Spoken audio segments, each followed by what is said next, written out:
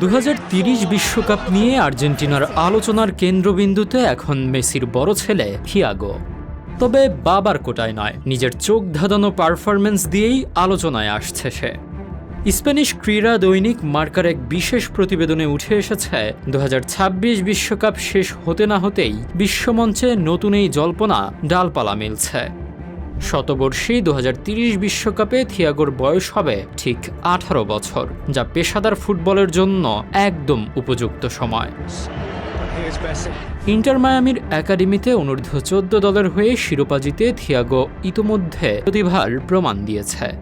জন্মসূত্রে স্পেনের হয়ে খেলার সুযোগ থাকলেও বাবার দেখানো পথ ধরে আকাশী নীল জার্সি গায়ে জড়ানোর চূড়ান্ত সিদ্ধান্ত জানিয়েছে এই তরুণ। ফ্লোরিডায় তার প্রতিটি পদক্ষেপের উপর তীক্ষ্ণ নজর রাখছে কোটি ভক্ত।